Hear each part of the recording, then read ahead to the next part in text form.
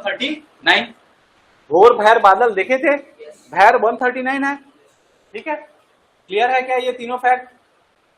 कहां मिलेगा? बीजापुर में। कहां मिलेगा? बीजापुर जिले में। ठीक है, स्थापना 1983 और क्षेत्रफल याद रखिएगा 139 है जो कोर जोन है। इसके अलावा पामेड़ का इसमें इंक्लूड हो जाता है तो 262 होता है, जिसको आपको याद नहीं करना है, आप इसको याद कीजिएगा जो मैं आपको आंकड़ा पहले बता चुका हूं। ठीक है, आगे बढ़े। अब देखिए ये जो भोरमदेव अभयारण्य है, इस अभयारण्य का नाम, इसके बीच में एक गांव है, पहले ये फैक्ट बता चुका हूं। कौन सा गांव? भैरमगढ़। भैरमगढ़ गांव के नाम पर इसका नाम रखा गया है भैरमगढ़ अभयारण्य। ठीक, यहाँ बाघ, तेंदुआ, चीतल, सांभर, जंगली भैंसा, जो वन भैंसा है, जैसे प्रमुख जीव पाए जाते हैं। याद रखिएगा जो वन भैंसा है आपका कहां मिलेगा? भैरमगढ़ में मिलेगा। उदंती आपका कहां मिलेगा? यू से क्या है? उदंती, पी से पामेड़, आई से इंद्रावती। आप ध्यान देना, इंद्रावती कहां है, किस जिले में है? बीजापुर। उदंती कहां है? उदंती सीता नदी जी, उदंती आपका गरियाबंद है ना, उदंती गरियाबंद में है। गरियाबंद का मैं आपको डेटा भी बताऊंगा, अभी आएगा उदंती। मैं जो आपको बोलना चाह रहा हूं आप समझिएगा, बीजापुर जिले में, बीजापुर जिले में एक नेशनल पार्क है और दो क्या है? वाइल्ड लाइफ सेंचुरी है। नेशनल पार्क में इंद्रावती है, वाइल्ड लाइफ सेंचुरी में क्या है? पामेड़ और भैरमगढ़। आप ध्यान दिए, यू से क्या होगा? उदंती, इसको छोड़ देते हैं अभी। पी से क्या होगा? पामेड़, आई से इंद्रावती। आपको पता है ये पामेड़ अभयारण्य है, भैरमगढ़ अभयारण्य है और क्या है? इंद्रावती राष्ट्रीय उद्यान है। पामेड़ और इंद्रावती में मिल रहा है और पामेड़ और भैरमगढ़ आपके जुड़े हुए हैं। मैं आपको यहाँ पीछे आंकड़ा दिखा रहा हूं। इसके अलावा पामेड़ क्षेत्र में लगभग इतना वर्ग किलोमीटर तक इसका विस्तार माना जाता है। तो पामेड़ से कहां पहुंच जाता है वन भैंसा? भैरमगढ़ में। आप समझिएगा, ठीक है। इसलिए आपको यहाँ भैरमगढ़ अभयारण्य में क्या दिखेगा? वन भैंसा देखने को मिलेगा, जो कहां से माइग्रेट होकर आते हैं? पामेड़ से। ठीक है, भैरमगढ़ का प्राकृतिक सौंदर्य क्या है? बहुत आकर्षक है। और भैरमगढ़ पामेड़ क्षेत्र विशेष रूप से किसके लिए जाना जाता है? जंगली भैंसों के लिए, वन भैंसों के लिए जाना जाता है। क्लियर है क्या? ये भैरमगढ़ क्षेत्र स्पेशली जाना जाता है किसके लिए? वन भैंसों के संरक्षण के लिए। और ये कहां से आ रहे हैं? कहां से आ रहे हैं? पामेड़ से। ठीक है, चलिए पामेड़ से आ रहे हैं तो अब अगला हमारा देख लेते हैं कौन सा होगा? पामेड़। अगला अभयारण्य कौन सा है? पामेड़ अभयारण्य। आज खत्म करेंगे इसको। इसके अलावा वन्य जीव में आपके और भी प्रयास किए जा रहे हैं ना, जैसे गजराज परियोजना है। ठीक है, गजराज परियोजना रहेगी, आपकी जामवंत परियोजना रहेगी, इन सब के बारे में भी आज समझेंगे। चलिए, पामेड़ अभयारण्य का अगर स्थापना वर्ष देखा जाए तो कब है? 1983। ठीक है, कौन से जिले में मिलेगा? पामेड़ और भैरमगढ़ आपके बीजापुर जिले में ही मिलेगा। पामेड़ कहां मिलेगा? बीजापुर। कब हुआ है? 1983। डेट इसका मिलता है इसलिए डेट मेंशन किया गया है, लेकिन डेट याद मत रखना, सीधी बात है। ठीक है, आपको क्या याद रखना है इसमें? सिर्फ ईयर। क्षेत्रफल की अगर बात करें तो ये 262 वर्ग किलोमीटर है, 262 वर्ग किलोमीटर। और ये अभयारण्य, इसी के पास एक गांव है, उसका नाम क्या है? पामेड़ गांव, उसके नाम से इसका नाम रखा गया है। 3-4 ही चीजें हैं, या तो नदी के नाम से, या पहाड़ के नाम से, या गांव के नाम से, इतना ही मिल रहा है ना, उसी के नाम से रख देते हैं। आगे बढ़े। देखिए, पामेड़ अभयारण्य की विशेषता, भैरमगढ़ अभयारण्य की तरह यहां भी क्या पाया जाता है? वन भैंसों का विशेष संरक्षण दिया जाता है। हम लोग पहले ही देखे हैं, उदंती, पामेड़, इंद्रावती, यूपीआई करके देखे थे स्टार्टिंग में ही। बड़ी संख्या में जंगली भैंसों की रक्षा के उद्देश्य से ही इसकी स्थापना की गई थी। वर्तमान में क्या है स्थिति, मैं आगे आपको बताऊंगा कहां पे कितना वन भैंसा है। ठीक है, जो सरकारी आंकड़े बताते हैं आपको। यह अभयारण्य मिश्रित पर्णपाती वनों से अनाच्छादित है और साल और सागौन जैसे वृक्ष, आपके याद होगा तो मैं आपको बताया था वन में 3 प्रकार के, साल, सागौन और मिश्रित। सागौन वाला बताया था किस साइड? आपका मैकल रेंज में। ठीक है, और मैकल रेंज का आधा वाला क्या बताया था? साल का बताया था, ध्यान दिए होंगे तो। ऊपर देखेंगे सरगुजा संभाग तो साल था, बस्तर संभाग का आधा हिस्सा क्या था? साल था, जबकि ये खुरसेल घाटी वाला हिस्सा क्या था? सागौन था। तो यहाँ पे आपको दोनों दिखेगा, साल और सागौन दोनों मिश्रित हो जाएगा। ठीक है, मिश्रित पर्णपाती वन। इसके अलावा ये जो अभ्यारण्य है पामेड़ अभ्यारण्य कुल 5 पहाड़ियों से, प से पामेड़, प से 5 पहाड़ी, याद रहेगा। पहाड़ियों लोग का नाम आपको याद नहीं होगा क्योंकि ये आपका हल्बी भाषा का नाम है, जैसे मेटागुंडम, कोरागुट्टा, बलराजा गुट्टा, डोली गुट्टा और कोटापल्ली। ठीक है, बस सुन लीजिए, कभी पूछा नहीं गया है, आज तक नहीं पूछा है, लेकिन आपको पता रहे फैक्ट। 5 पामेड़ से याद रखिएगा, पा से पामेड़, पा से 5 पहाड़ी, कौन कौन से? मेटागुंडम, कोरागुट्टा, बलराजा गुट्टा, इसके अलावा आपका डोली गुट्टा और कोटापल्ली। क्लियर है क्या? हो गया नोट डाउन? आगे बढ़े। इसमें क्या क्या वन्य जीव मिलेंगे? तो आपको ये पता है, बाघ है तो क्या दिखेगा, ये तो निष्कर्ष निकाल ही चुके हैं। ठीक है, इसके अलावा वन भैंसा, तेंदुआ, चीतल, सांभर, भेड़िया, जंगली सुअर, स्लॉथ भालू और भारतीय गजेल जिसको चिकारा कहा जाता है, ये सभी आपको कहां देखने को मिलेंगे? पामेड़ अभ्यारण्य में। ठीक है, पक्षियों में मोर, कबूतर, बटेर, तोता और प्रवासी पक्षी जो बाहर से आते हैं आपके, ठीक है, वो सब आपको कहां मिलेंगे? पामेड़ अभ्यारण्य में। पामेड़ के बाद अगला हमको नाम कौन सा मिलता है? उदंती। आपको पता होगा, भय लग रहा है तो पापा को बुलाए, पापा कौन है? उदय है, तो उदंती। अगला हमारा अभ्यारण्य है उदंती अभ्यारण्य। अब ये जो अभ्यारण्य है इसके बारे में थोड़ा ज्यादा फैक्ट आपको मैं बताऊंगा, जो शायद हो सकता है किसी अभ्यारण्य में नहीं बताया हूं। ठीक है, सबसे पहला चीज, ये जो अभ्यारण्य है किस जिले में मिलेगा आपको? गरियाबंद जिले में। जिला याद हुआ क्या सबको? कौन कौन सा अभ्यारण्य किस जिले में है? 11 नाम, ईयर, क्षेत्रफल, कोई कंफ्यूजन है इसमें? आता ही आता है ना यहां से सवाल, 1 में अगर क्वेश्चन आया कभी अभ्यारण्य से तो आपसे चूकेगा नहीं, 2 नंबर का बोनस है। ठीक है, इसलिए छोड़ना नहीं है उसको। इसका क्षेत्रफल अगर देखें तो 1983 में बनाया, क्षेत्रफल कितना है? तो 247 वर्ग किलोमीटर। ठीक है, 247.59, 245 हम लोग लिखे होंगे, 245 लिखे हैं। ठीक है, एग्जैक्ट अगर देखें 245 को ही आप लिख के चलिए, इसको मत लिखिए। 247.59 है, लेकिन आप कितना याद रखेंगे? आंकड़े आप मत बदलिए, आप एक बार जो दिमाग में फिट किए हैं उसी को रखिए, गलत नहीं होगा उसका गारंटी मैं देता हूं। ठीक है,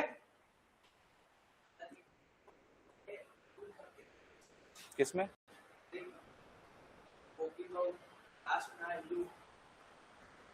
गोपी बाऊ उदंती 230 रखना, फिर 230 रखो, कोई दिक्कत नहीं। 230 जो लिखे हैं उसको चेंज नहीं करना है। आप एक काम करो, मान लेते हैं ये मेरा टाइपिंग मिस्टेक है, मैं एग्री करता हूं, और इसको कितना लेना है आपको?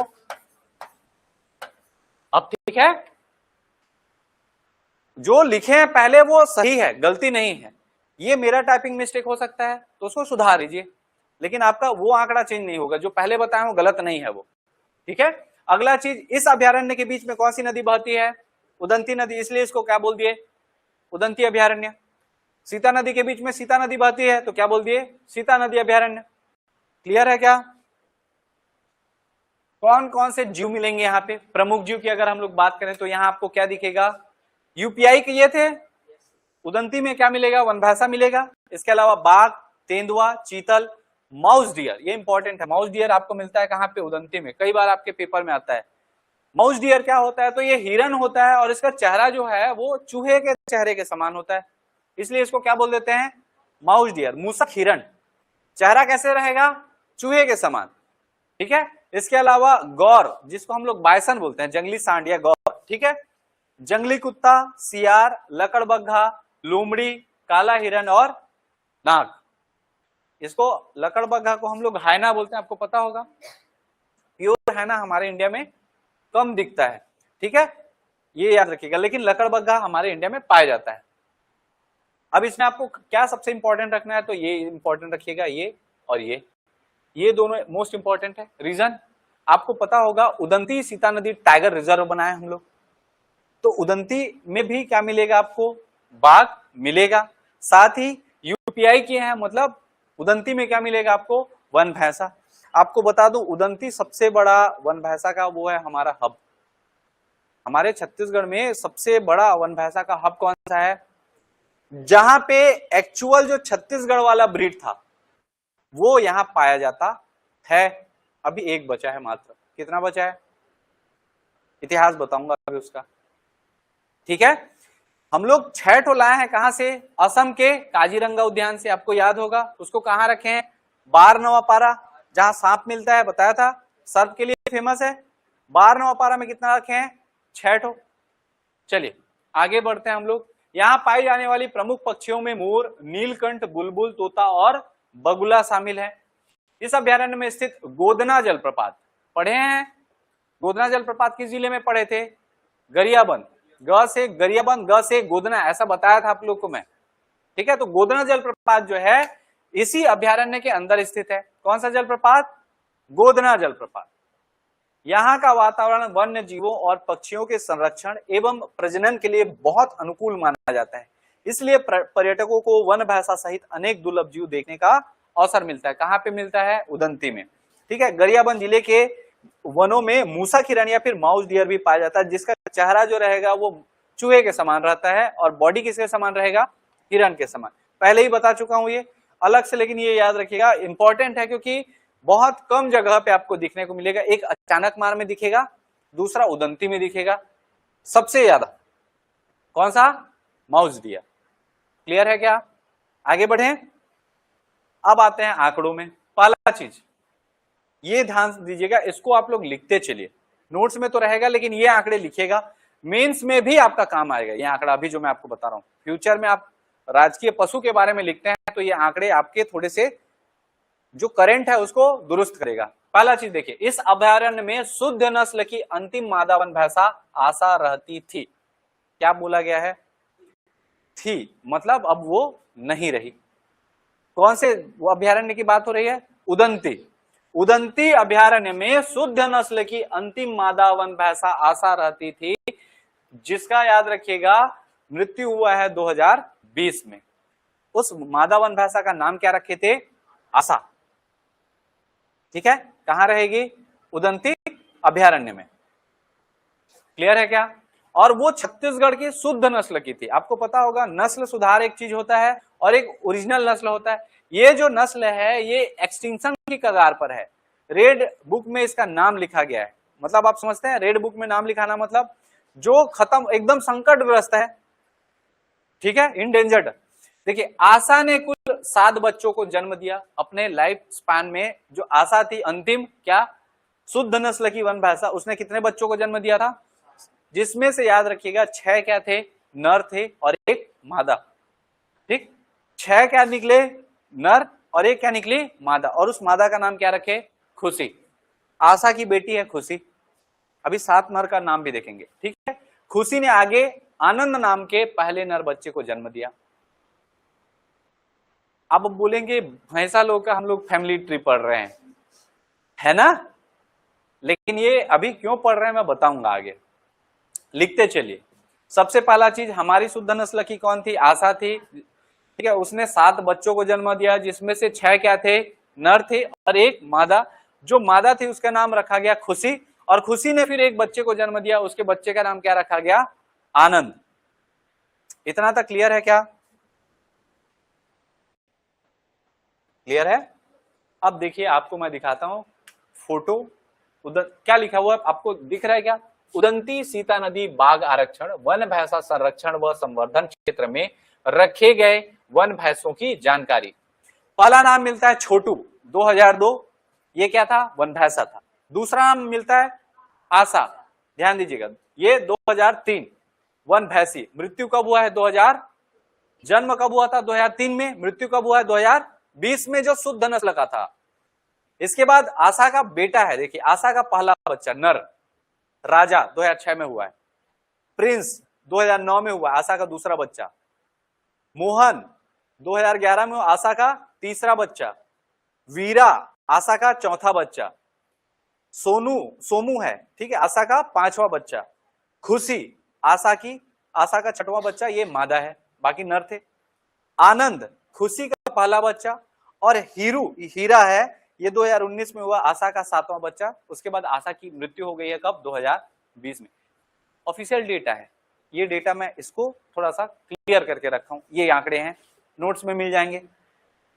अब आप बोलोगे कि ये हम लोग क्यों जानते हैं, क्योंकि ये सरकारी आंकड़ा है हमारे पास।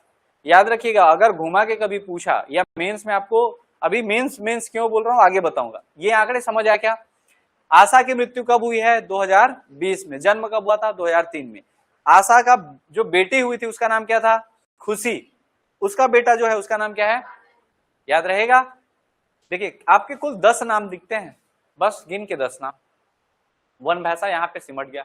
अब आपको पता है कि जो बताया था हमारे यहाँ क्या किए थे, आशा का जो कान का टिश्यू है, आशा का क्या, कान का टिश्यू, ठीक है। देखिए हरियाणा के करनाल स्थित national bureau of animal genetics resource NBAGR द्वारा आशा के क्लोन से एक मादा बछिया तैयार किया गया, जिसका नाम क्या रखा गया, आशा का क्लोन था, ठीक है। जीनोम सीक्वेंसिंग करके उसके कान का टिश्यू लिए थे। कहां का टिश्यू, कान का।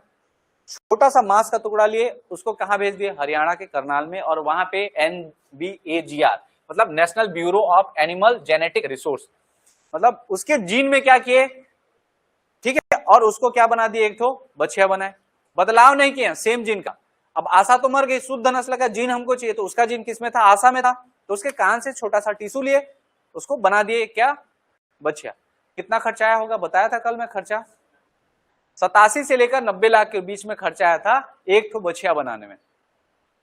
अब देखिए आशादीप को वर्तमान में कहां रखा गया, जंगल सफारी में, जो कहां है आपके रायपुर में। यहां तक भी चलो ठीक है कि भाई 87 से 90 लाख रुपए खर्चा किए हैं, तो क्या होगा, जंगल सफारी में रखते हैं, लोग देखेंगे, शुद्ध नस्ल का है। अब कहानी आता है, छत्तीसगढ़ में वर्तमान में कितने वन भैंसे हैं, कितने होंगे, इतना नाम देखे हैं तो कितने होंगे। अभी कहां का देख रहे थे नाम, उदंती का, बाकी जगह भी और होंगे। तो याद रखिएगा हमारा जो राजकीय पशु है वर्तमान में हमारे पास है 24 ठो, टोटल 24 ठो। और खुशी की बात सुनिए, इंद्रावती टाइगर रिजर्व में UPI आई में कितना है, 17 ठो। बारनवापारा में 6, कहां से लाए हैं, असम के मानस नेशनल पार्क से जो 6 लाए हैं, 17 6 कितना हुआ, एक जो बचा कहां मिलेगा, जो छोटू है वो बचा है, बाकी सब क्या हो गए। ये है हमारा स्थिति, हम राजकीय पशु बनाए हैं लेकिन उसको सुरक्षित नहीं रख पा रहे हैं। 87 लाख 90 लाख रुपए आप खर्चा कर रहे हो, किसके लिए, उस ब्रीड का दोबारा वो करने के लिए, और जो बच्चा ओरिजिनल पैदा हुआ था उसको, उसका क्या हो गया, बचा पा रहे हैं आप समझ पाए ये आंकड़े, सोचने योग्य है कि नहीं, है ना। अब सोचने योग्य क्या है, क्लोनिंग प्रोजेक्ट और विवाद, ये है सोचने योग्य। वन भैंसों की संख्या बढ़ाने के लिए राष्ट्रीय डेयरी अनुसंधान संस्थान NDRI करनाल के वैज्ञानिकों ने क्लोनिंग तकनीक को अपनाया। शुद्ध मादा वन भैंसा आशा के कान के टिश्यू से दीपासा नामक का क्लोन भैंस तैयार किया। आशा के कान का जो टिश्यू रहता है उसको मिला के क्या बनाया, दीपासा, जिसको जंगल सफारी में रखे, ठीक है। अब विवाद क्यों हुआ, तो याद रखिएगा कुछ विशेषज्ञों ने दावा किया कि दीपासा वन भैंसा न होकर क्या है, मुर्रा नस्ल की पालतू भैंस। वहां से क्या बोले, हम लोग क्लोनिंग कर रहे हैं, मस्त क्लोनिंग बना रहे हैं, और हरियाणा वाला भैंस भेज दिए हैं। आप समझ रहे हैं, 87 लाख 90 लाख का बिल बना है सरकारी आंकड़े में, और आपको कितना 50,000 60,000 का क्या भेज दिए, भैंस। और खुशी खुशी, अब देखिए इसको भैंस को लाए तो पता चल जाता है ना, वो वाला देखे हो, एक मूवी आया था अक्षय कुमार का, कुत्ते को शेर वाला गेटअप लगा देते हैं, हाँ, इंटरटेनमेंट नहीं, वो बोल सकते हो। एक और मूवी था इंटरटेनमेंट, देखें आप लोग, शेर बना देते हैं ना, लग जाता है कि वो शेर नहीं है। बस वैसा ही हमारा स्थिति वैसा हुआ था कि भैंसा को क्या बोल दिए, वन भैंसा। अभी छोटा है इसलिए ऐसा दिख रहा है, बड़ा होगा तो दिखेगा, ठीक है, वो दिखा ही नहीं। तो CCMB हैदराबाद की अनुवांशिक DNA जांच के बाद इसकी जेनेटिक शुद्धता पर क्या उठा सवाल, क्योंकि जो जेनेटिक्स था वो मैच नहीं कर रहा था। अब सीधी बात है, आपको पता होगा आपका जो जीनोम सीक्वेंसिंग होता है, मम्मी या पापा से 50-50 तो मैच करेगा ही करेगा, ठीक है। अगर मैच नहीं कर रहा है तो इसका मतलब क्या है, आपका जेनेटिक्स किसी और का है, ठीक है। तो इसका मैच नहीं किया, और विपक्ष और कुछ सामाजिक कार्यकर्ताओं ने परियोजना में अनियमितता का आरोप लगाया और कहा कि एक सामान्य भैंस को नवा रायपुर जंगल की सफारी में वन भैंसा बनाकर रखा गया है। और इस मामले में फिर सरकार ने रिपोर्ट तलब की, जो अभी तक क्या है, विचाराधीन है। सरकार आई और गई। ये जो काल हुआ था ये याद रखिएगा रमन सिंह की काल में हुआ था।